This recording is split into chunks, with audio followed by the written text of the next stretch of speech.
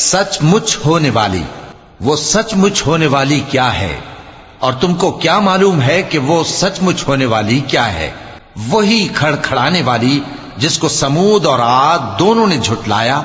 سو سمود تو زبردست زلزلے سے ہلاک کر دیے گئے،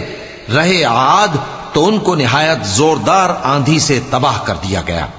اللہ نے اس کو 7 رات اور 8 دن ان پر چلائے رکھا۔ تو اے مخاطب، تو ان لوگوں کو اس میں اس طرح گرے ہوئے دیکھتا جیسے کھجوروں کے کھوکھلے تنے، پھر کیا تو ان میں سے کسی کو بھی باقی دیکھتا ہے؟ اور فرعون اور جو لوگ اس سے پہلے تھے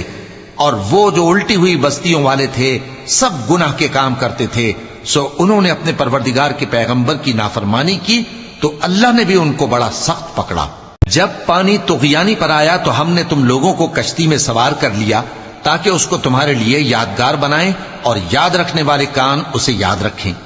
پھر جب سور میں ایک بار پھونک مار دی جائے گی اور زمین اور پہاڑ دونوں اٹھا لیے جائیں گے، پھر ایک بار ہی توڑ پھوڑ کر برابر کر دیے جائیں گے، تو اس روز ہو پڑنے والی یعنی قیامت ہو پڑے گی، اور آسمان پھٹ جائے گا تو وہ اس دن کمزور ہوگا، اور فرشتے اس کے کناروں پر ہوں گے، اور تمہارے پروردگار کے عرش کو اس روز 8 فرشتے اپنے اوپر اٹھائے ہوں گے۔ اس روز تم لوگ سب پیش کیے جاؤ گے اس طرح کہ تمہاری، اور جس کا نامہ اعمال اس کے بائیں ہاتھ میں دیا جائے گا تو وہ کہے گا، اے کاش مجھ کو میرا اعمال نامہ نہ دیا جاتا اور مجھے معلوم نہ ہوتا کہ میرا حساب کیا ہے۔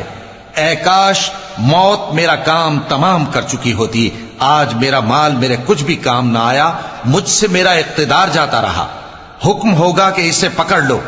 اب اسے طوق پہنا دو، پھر دوزخ کی آگ میں اسے جھونک دو، پھر زنجیر سے جس کی لمبائی 70 گز ہے۔ یہ نہ تو اللہ عظمت والے پر ایمان لاتا تھا اور نہ فقیر کے کھانا کھلانے کی ترغیب دیتا تھا، سو آج اس کا بھی یہاں کوئی دوست نہیں اور نہ اس کے لیے کوئی کھانا ہے سوائے زخموں کے دھون کے، جس کو گناہگاروں کے سوا کوئی نہیں کھائے گا۔ سو میں ان چیزوں کی قسم کھاتا ہوں جو تم کو نظر آتی ہیں اور ان کی جو تمہیں نظر نہیں آتی، کہ یہ قرآن ایک معزز فرشتے کا پہنچایا ہوا کلام ہے، اور یہ کسی شاعر کا کلام نہیں، مگر تم لوگ بہت ہی کم ایمان لاتے ہو،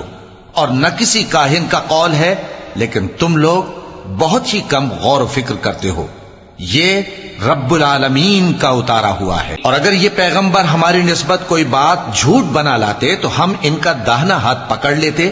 پھر ان کی رگے گردن کاٹ ڈالتے، پھر تم میں سے کوئی ہمیں اس سے روکنے والا نہ ہوتا۔ اور یہ کتاب تو پرہیزگاروں کے لیے نصیحت ہے، اور ہم جانتے ہیں کہ تم میں